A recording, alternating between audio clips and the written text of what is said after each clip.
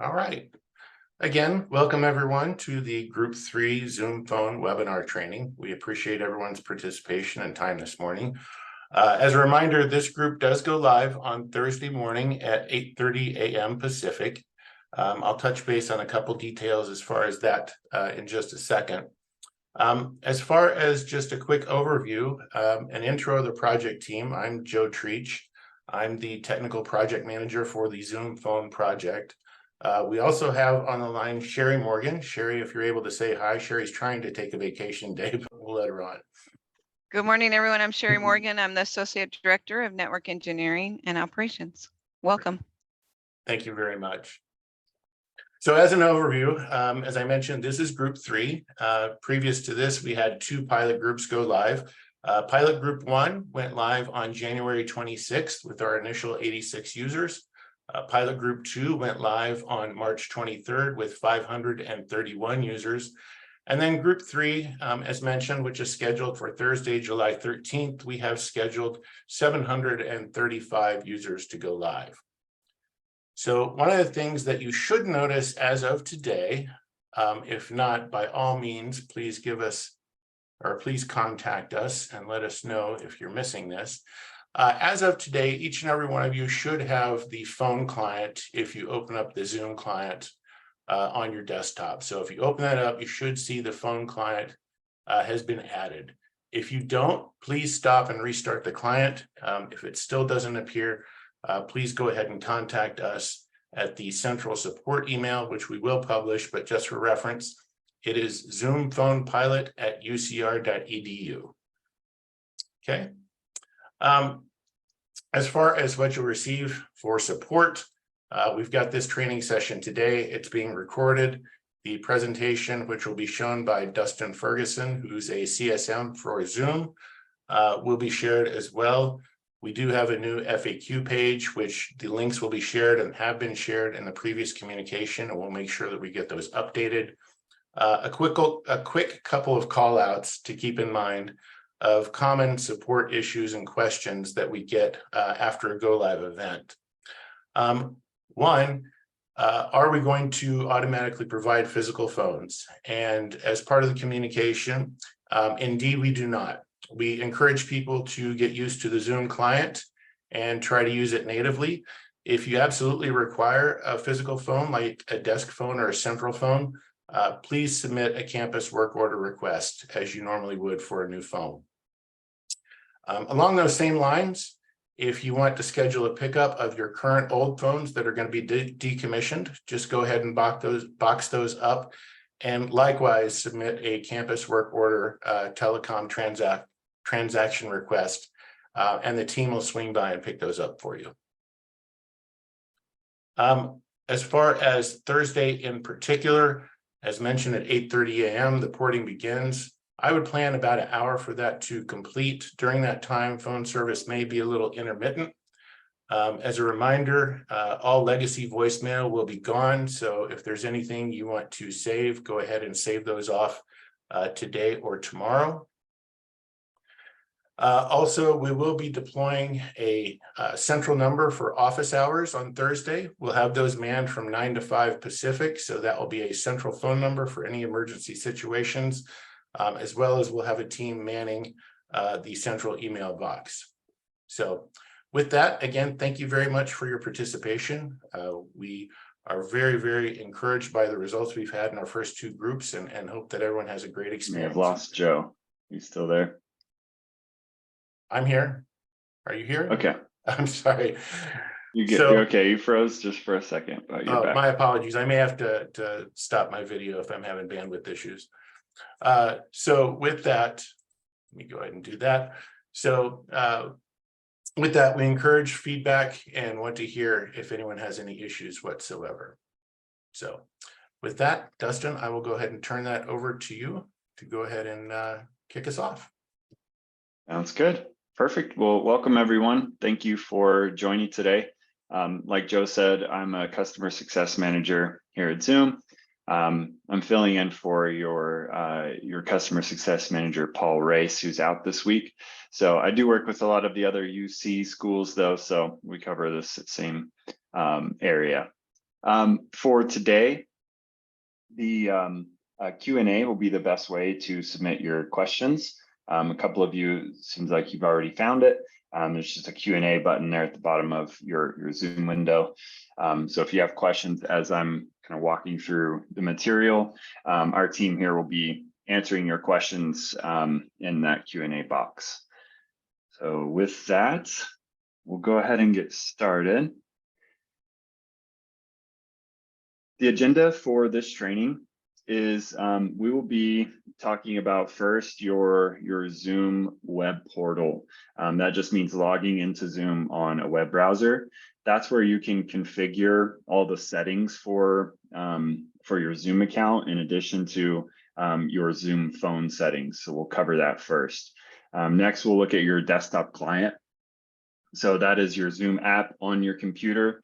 That's what Joe was referring to, where you'll see a Zoom phone tab, and that's where you'll place and receive phone calls.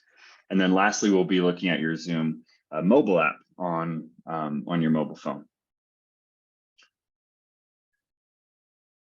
So to log into Zoom, you would go to ucr.zoom.us on a web browser. And then you can click that sign in button there, and that'll log you in with your UCR net ID. Once you're able to log in there, you will be launched into your Zoom web portal.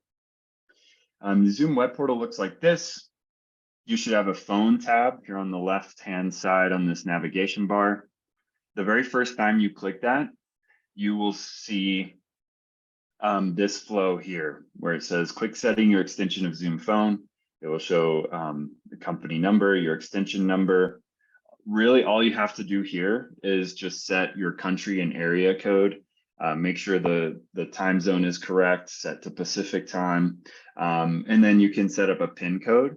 The PIN code will allow you to access your voicemail by telephone. So if you're like away from your computer and you need to check your voicemail, you can dial in your number and enter that PIN code to listen to any voicemails.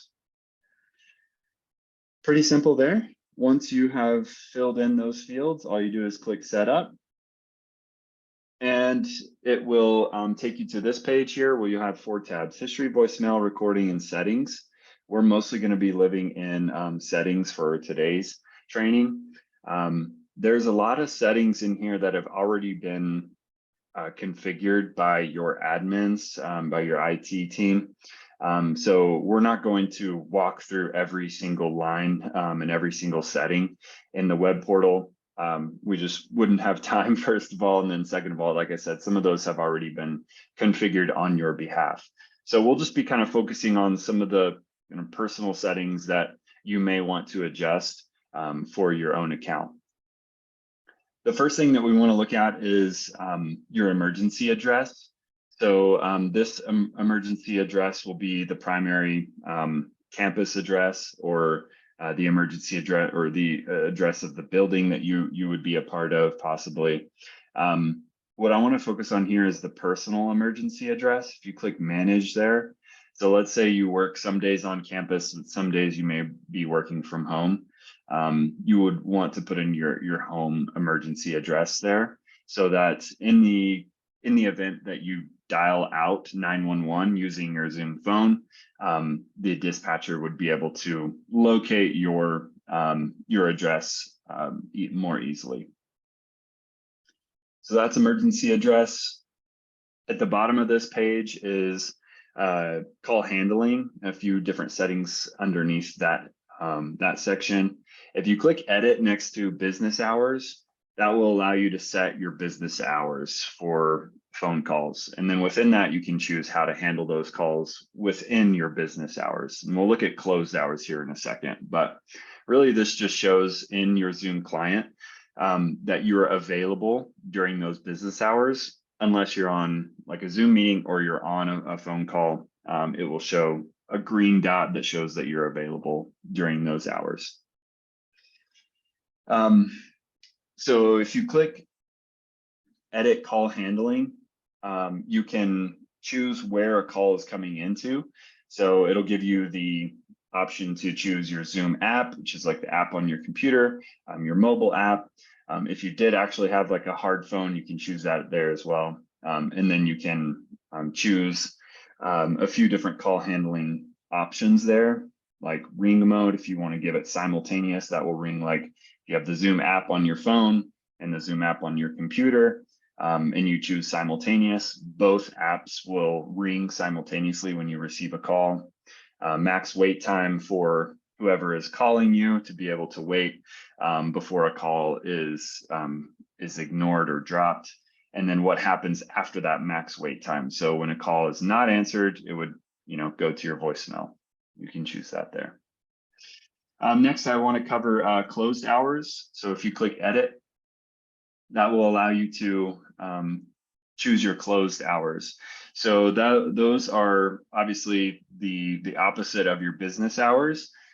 So when you don't want to receive calls, and then you can choose underneath call handling, you can see what the options are there in your own portal for what you want to happen when somebody calls you during those closed hours. So after 6 p.m., for example, what's going to happen? You have the ability to just forward it to a voicemail and that sort of thing. Next, I want to look at your voicemail greeting.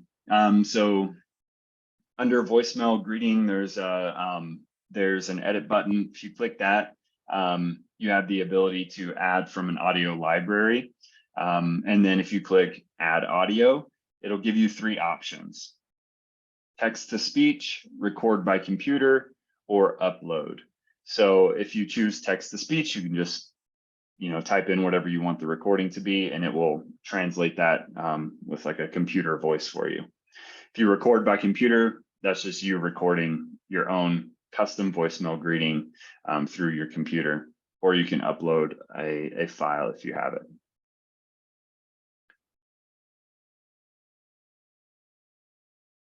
Once you've done that, you'll just click add, and that will add your voicemail recording. Next is holiday hours or holiday call handling. You can add different holidays. So this would kind of be an exception to like your regular business hours. So you have your 5-day-a-week business hours set. But what happens on, for example, like Labor Day, you can add those holidays in here, and then you can select the dates, and you'll just go there by clicking manage. And then once you have added those holidays, it will give you options, again, just like it did for business hours and closed hours, on how to handle those calls, where those calls will route to, for example, go straight to your voicemail during those holidays. Next is delegation. So if you keep scrolling down your settings page there, you'll see an option to assign a delegate. This is someone who is able to take calls or place calls on your behalf. So all you have to do is just type in their name here and click send invite. You can see it'll populate a list. So if you start typing, if I started typing Joe's name, it would just populate that list with all the Joes at the university. You click the correct one and send him an invite. Then you're able to assign what that delegate can do on your behalf. You can uncheck any of these boxes if you don't want them to place calls, but you do want them to be able to answer your calls, or vice versa, however you want to handle that. You can assign those privileges. If you're someone receiving the delegate privileges for someone else, you would get a delegation request on your account. So when you log into to Zoom, you'll get a pop-up that says you have a delegation request, and you can choose to accept that here. There's a few other settings here in the web portal, like your blocked list. So we'll go over this later when we're in the desktop client, but you can view which numbers you have blocked. Let's say you're getting a spam call, you can block that, and you can see who all's been blocked there. You can change your hold music. You can always come in here and change your PIN code if you want to edit that after that initial configuration of it, you can always edit it later. All right, I'll take a pause there so I can get a drink of water. We'll see if there's any questions that need to be answered.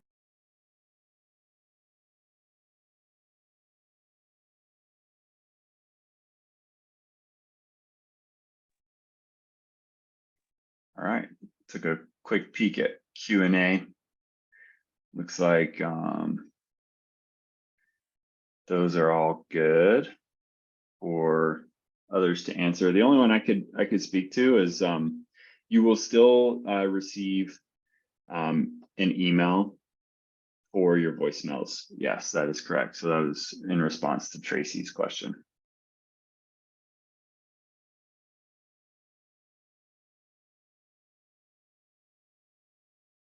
And then Margarita can answer that one as well. Yeah, unfortunately, there's only a way to do one time period for those days. What you could do if you want like to block off a lunch hour is you could go into your desktop client and mark your status during that lunch hour as offline. And I'll show you how to do that later. All right. Well, let's keep moving. So now we're looking at your desktop app or your desktop client, the Zoom app that is installed on your computer. Like Joe mentioned, you would have this phone tab here at the top of your desktop app. I want to look at your settings. So if you click the settings icon here underneath your picture, it'll pop up this panel here where I want to talk about audio. So this is for Zoom meetings as well, but this would also apply to Zoom phone on where those where the audio is coming from, and then where your input is coming from with your microphone as well. So you can change that, you know, from your default to a headset or like headphones like I have on today. One thing I want to cover here though is this checkbox to use a separate audio device to play ringtone simultaneously. So what this is like in my case, I have my headphones connected to my computer pretty much all day. And if I'm, you know, on a meeting or I'm doing some focus work and I receive a phone call, I might not want the phone to ring in my ears, but I could have it ring just on my computer speakers. When you click that checkbox, it will allow you to choose a different speaker for your phone calls. So, so like I said, in that scenario, may not want it to come through my headphones, but I want it to come through another speaker device. I can choose that. So that's a pretty common one. You can also suppress background noise. This applies to phone and meetings as well. It works really well. If you have a dog at home or something like that, you can, I just set mine to high, so I just know it's working at the best at all times. So that helps for those phone calls as well, to just kind of mute the background noise. Next, I want to look at your phone settings. So this will show you your direct number. It will show you the main company line, your area code, your default for phone calls, which should be set to Zoom, and you'll want to leave it to Zoom. The option I want to cover here is hide incoming calls while in a meeting. So if you click this, let's say you're in a Zoom meeting or a webinar, just like we are right now, and someone receives a phone call. So like if I'm presenting like I am right now, I don't necessarily want to get a phone call while I'm in a meeting. So I would click that box. So it would hide all incoming calls while in a meeting, and then it would route that person to my voicemail so that it would show me I have a missed call and a voicemail when I end the meeting. The next one is location permission. This has to do with your emergency response services. So we talked about emergency address earlier. If you click this box, then you will, which we highly recommend. It will allow Zoom to access when you're connected to a different network. It will recognize that you're at a different location than you normally are. So this is all for emergency purposes. So that when you're, working from home or working from a coffee shop, and you dial 911, it will detect your location, and there'll be a place to update that, and your Zoom client will look at that here in a second. So this little icon right here, that's where you would update. It'll give you like a little notification, like a little red dot over this arrow, which just shows that your location is not your primary work location. And it'll just ask to confirm that. It'll say, is this your address? And you can confirm that so that the emergency dispatcher will know where you're located in the case that you have to dial 911. Okay, so here is kind of the bulk of the training, which is Zoom Phone. So how to place calls, how to check your voicemail, kind of the flow of what it looks like when you're in a call. So you have your Zoom Phone tab. When you click that, it pulls up your Zoom Phone. You have history, voicemail, lines, and SMS. So it'll show your call history here. If you hover over one of the names and click the three dots, it gives you a few options here. If you're on a later client version, you may have more options than is shown in this slide.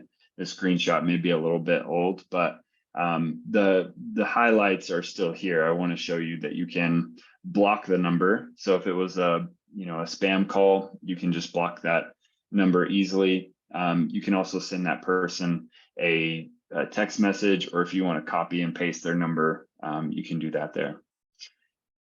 More easily, you can just call them back here by pressing the phone icon, or you can play their voicemail there.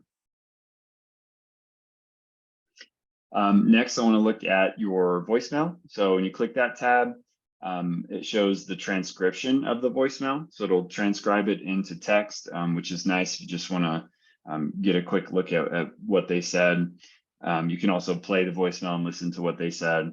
Like I said, also you would get an email with the same information, and then you can call that person back. If you click the three dots, it gives you a couple of different options there as well, like deleting the voicemail, viewing that person's profile, and so on.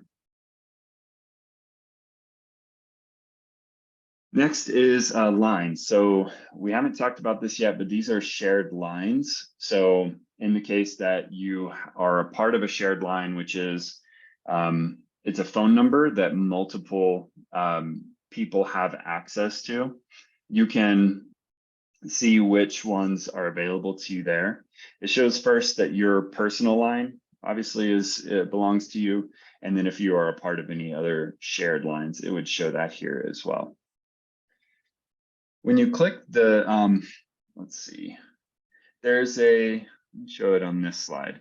So there's a caller ID option when you're dialing out that you can click, and it will bring up this drop down where you can select what number you want to be visible to the call recipient. So if I'm placing a call, and I don't necessarily want whoever I'm calling to have my direct phone number, I could actually choose the main company number, the school's number, so that it shows when I'm dialing out that it is coming from the main school line instead of my direct number. And then you can see also that if you're a part of a shared line, you can also dial out from that shared line. Probably won't use this very often, but you also have the option to hide your caller ID altogether. So let's look at an active call walkthrough, which just means once you're on a call, what does that look like? So an incoming call will look like this. You get a pop-up that says who's calling, who is it for? So if you do have, multiple shared lines that you're a part of, then you can see who is dialing in, or what is what number is receiving the call, if it's your personal number or your shared number. And then you can accept or decline. Once you're in the active call, you have these options here. So I'll just go through a few of these. You can go to your keypad. Obviously, if you're like, dial 1 for whatever it is, you can go to your keypad there. A few of these I want to cover though is add a call. If you add a call, it will give you the option to enter someone's name or number here. So you can search for a contact. So if you want to, let's say I'm on a call and I want to invite Romina into my call, I would type in Romina's name here.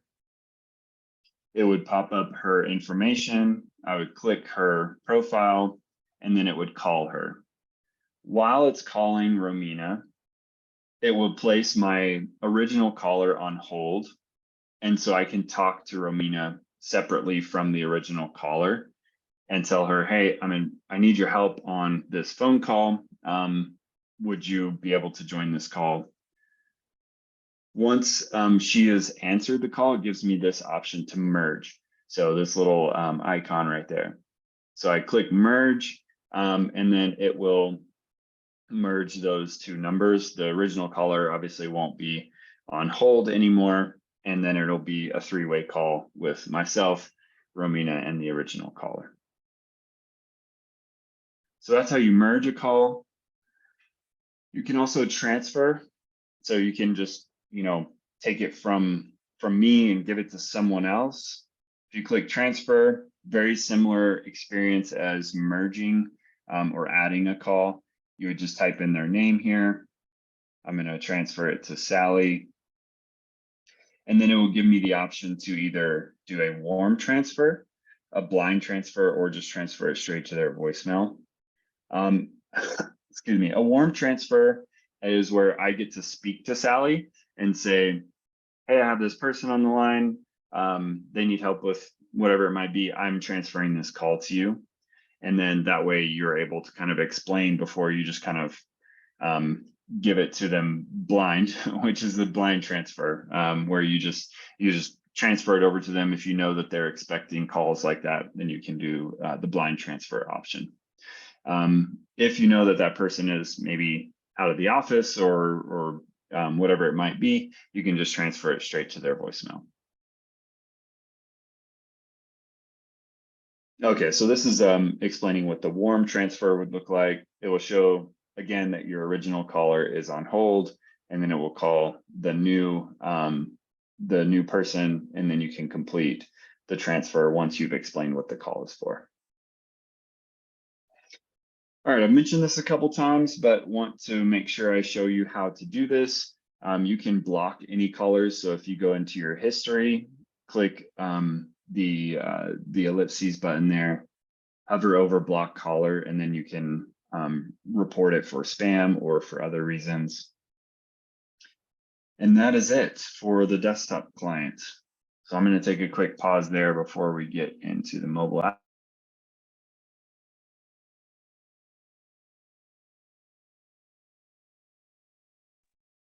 Romina or Joe, anything that I can help with as far as the Q&A goes? I was just looking through some of the questions here. Let's see. Looks like some of them might be more internal. Can I park a call on hold for one line and answer a second line? How many lines can I have active at a time? Let's see. Oh yeah, I see this one. Yeah, you can park a call and also do a hold. And at a time, I think you can do 3 calls on hold. You can park as many depending upon the lines that you have. Perfect. Thank you, Salija. Absolutely, no problem. All right. Perfect. Well, let's keep moving. We can always revisit some of the Q&A at the end of the call if we have some time as well. Just if I may, real quick, we have gotten the same question a few times, and I do want to reiterate that everyone will retain their current UCR phone number. The instances where we've had to provision a new one have been extremely rare, so shouldn't be an issue. If you notice for some reason that you were assigned an incorrect number, that simply means that the information we had on the existing system was incorrect, and we can update that if we're able to. Perfect. Thank you, Joe. Thanks for clarifying. All right. There was another question. I don't know if somebody has answered that. Somebody asked about the SMS. So if you do not see SMS in your desktop client, that means you do not have access to SMS.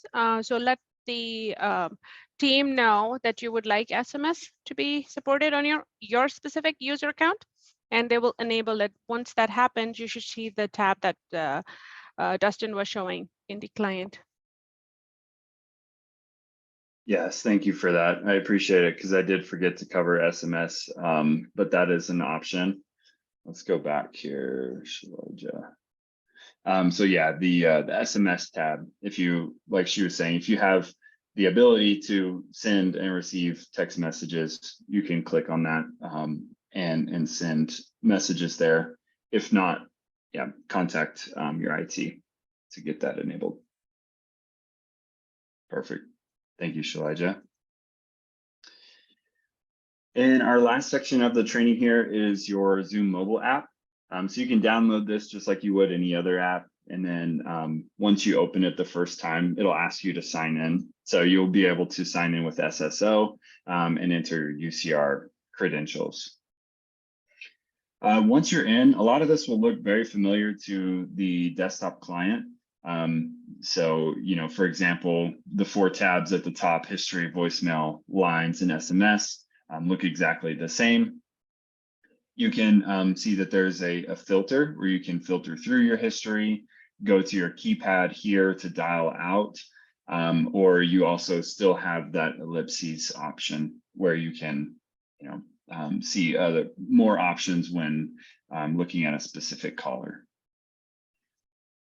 So do you access this? Might not be the first tab that opens, but the phone tab there at the bottom. And then you can see your chat and your meetings all there as well.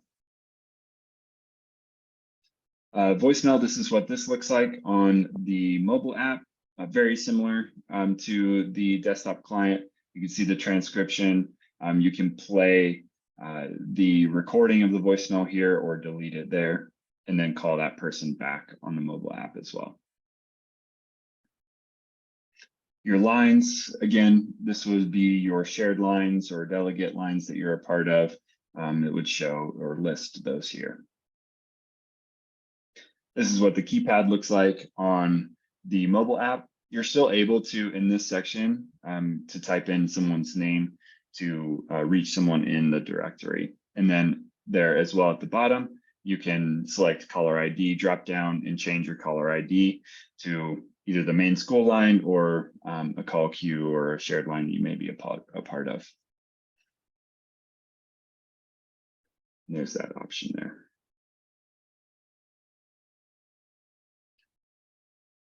Perfect. That's all I had for presentation. You can always reach Zoom support at support.zoom.us and find all of our support articles there. So there's so many, and our support site is really easy to search. So if you type anything in that search bar there, it will search obviously it will search our support documents, but also community blog articles. So any resource we have on whatever you're searching, it will show it there. So always go there first for anything that you need. Any other questions? Let's see, we have some time here. So anything else that we can help answer?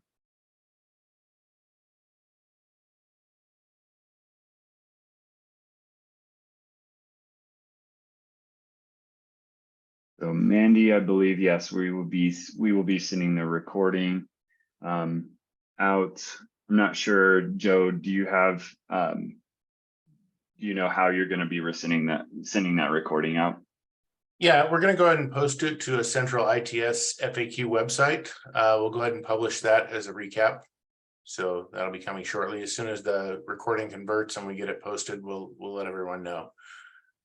Okay, perfect.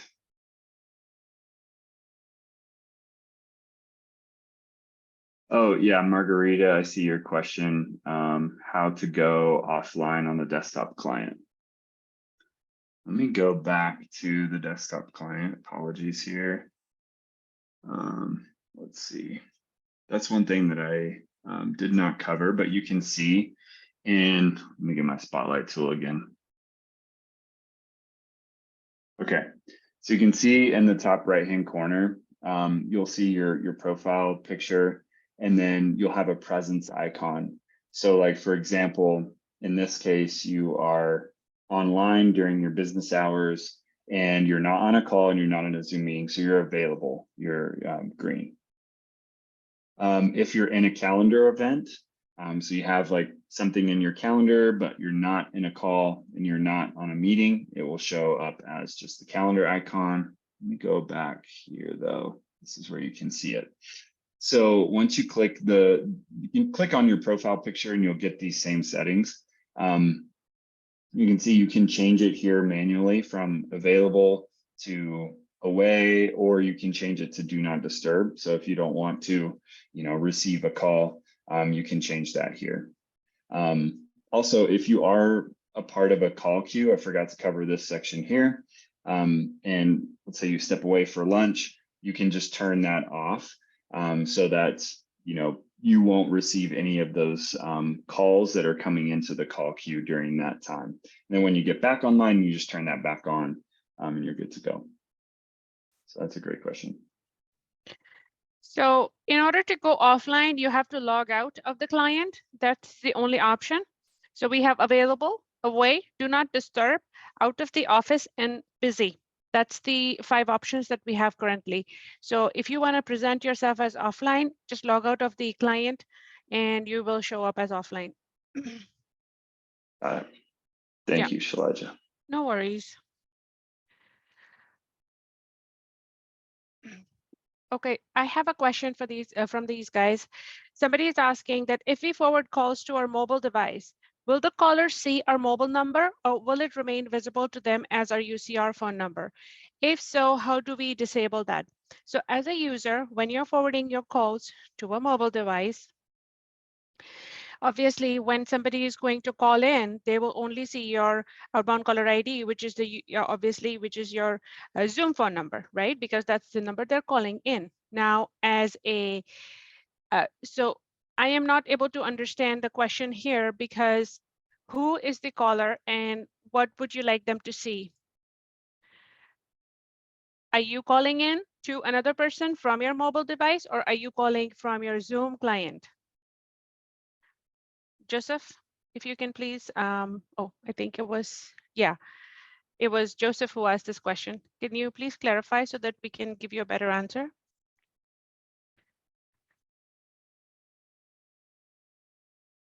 Oh, because they can't talk, right? They need access from you guys to give them. Sorry about that. No, I believe the question is, if again, to simplify it, if they're using the Zoom phone client, consider that use case for whatever scenarios. I don't think it matters. Will the person ever be able to see their actual personal cell phone caller ID? Oh, so okay, I got it. So what's going to happen is that I call you and you have forwarded it to your cell phone from Zoom phone. When you're seeing the call that comes into your cell phone, you're going to see the UCR phone number or your Zoom phone number show up. It would not show my outbound caller ID. Right. Basically, you won't see the caller's outbound caller ID. I got it. Right. And conversely, Joseph, and for the group, if you are going to place a business call, just be sure you place it through the Zoom phone app if that's the way you want to go, and not using your normal cell phone function. So same thing, it'll be anonymous that way as well. Yeah, it's a very common question that people ask because what happens is that when you're receiving a call on your cell phone on behalf of Zoom phone, you would expect to see who's calling in, but you generally see your Zoom phone caller ID because that is how the call has been forwarded. I might want to go back to this one and take a look if we can kind of like bypass the outbound caller ID piece where it should show the actual caller's phone number rather than your Zoom phone number, which is forwarding it. So give me a second.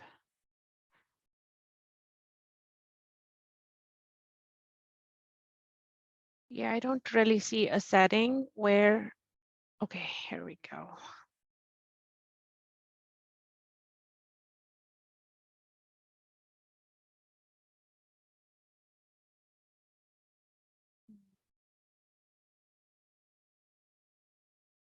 Yeah, I don't really see any setting that would do that. So if you're going to receive a call that is coming in from Zoom phone to your cell phone, what you're going to see is going to be your UCR Zoom phone number.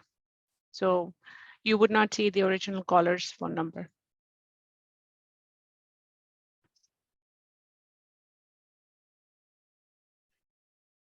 Thank you for that clarification. Is that everything? I don't see any new questions in the Q&A. Oh, there's one. Okay, so Joe, I think that one's for you internally.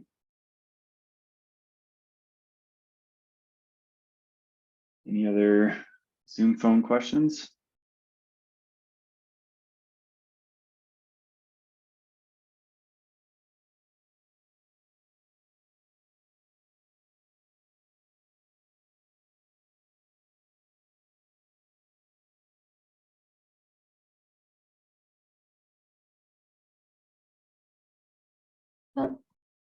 There was a question that just came up Yes. about spam and how we will identify spam.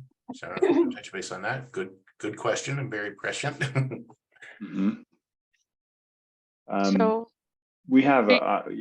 Go ahead, Shalaja. yeah, I was just going to ask you, Dustin, if you have somewhere on your desktop client or screen share where you can actually show them how to mark a certain call as spam and how admins will get notified about it, and they can mark it at the whole site level, at the account level, or just for that particular user. We definitely have the ability to mark calls as spam.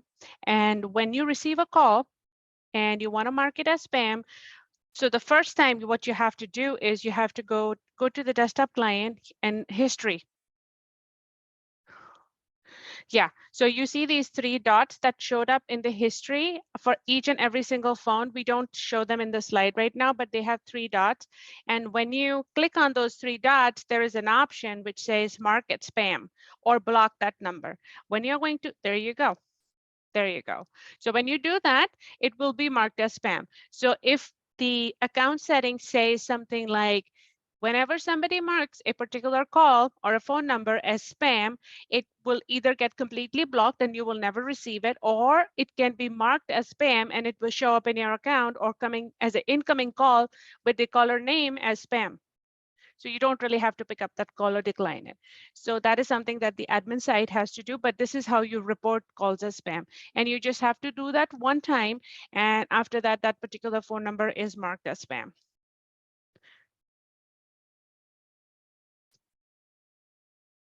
Thank you. Yep, we looked at that. I wonder if, let me look at the question again.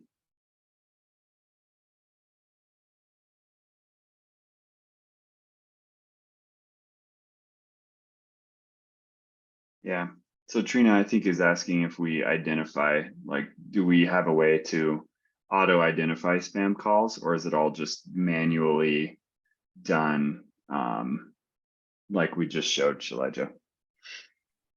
Yeah, so so here's how it goes. When we move carriers from one carrier to other, as of now, let's assume you guys are using AT&T and you're going to move to Zoom, which we have Bandwidth and Intelliquent as our carrier. It takes a little bit of a time before all the database gets updated. Your outgoing calls may show up as spam also, and you may be bombarded with lots and lots of them coming in because the database has not been updated, because of which the calls are coming in. So it reduces over time, but if you absolutely know for sure that this is actually a spam call, you can always mark it as we showed you. But yeah, Zoom does stop them at some point, but when you have initial migration, it might take a week to 2 weeks to kind of just clarify the whole thing. And the number of spam calls coming in reduces.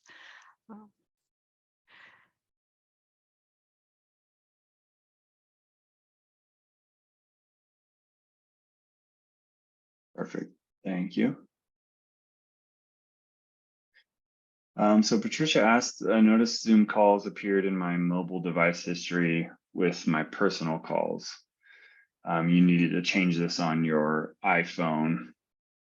Might be worth showing users how to do this. I've not experienced that. I don't have an iPhone either, so I don't know if I was trying to see if I could find the setting and show it. But I don't know. I'm not familiar with that particular setting. Romina or Shalaja, are you all? Yeah, can you explain me, because I'm not completely following it, Dustin, if you understood the question with the first piece. Zoom Yeah, calls appeared in my mobile device history with my personal calls. Well, they will show up, which is because your recent activity in your phone will show up as Zoom call, and it will mention that it's a Zoom phone call. I found out I needed to change this on my iPhone. It might be worth showing. Okay, I got to find out how you are able to do it, because that is something probably at the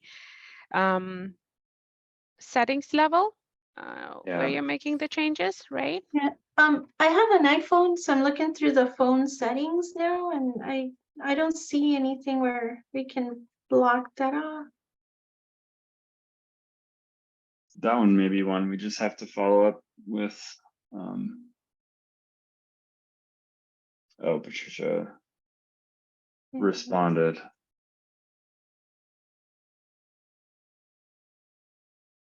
Changed it in the Zoom app settings under general and turned off call kit to receive calls.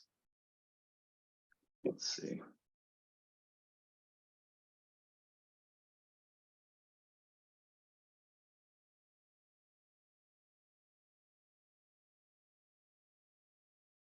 I don't have that setting for some reason.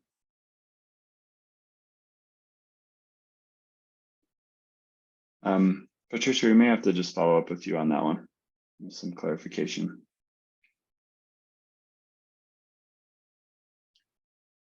All right, anything else? Any other questions?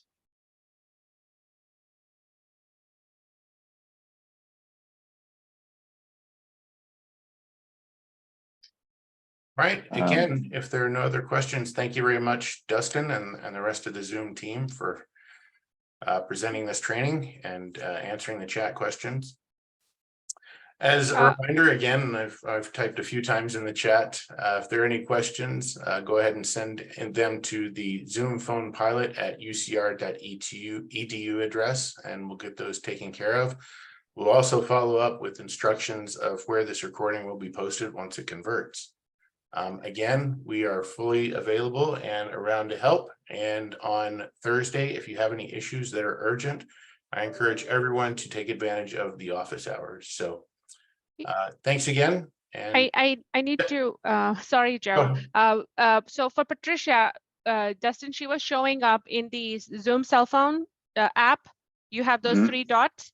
If you click those, there is something called as general. And the second setting, which is called the use call kit to receive calls when not on Zoom, is what it is. So got it. Yeah, so we don't have a slide for that, Patricia, but thank you for pitching in for that information. We honestly did not know about it either. So thank you. We learned something from you today. Must not be on Android. Must be different on Android because I don't have it. Yeah, Thanks for on clarifying. the iPhone.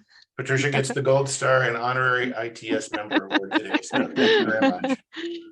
Be careful what you wish for. So, Thank you so much. Thank you all very much. Everyone. We appreciate your participation. Let us know if we can help in any way, and we look forward to a successful conversion on Thursday. Thank you very much. Bye-bye.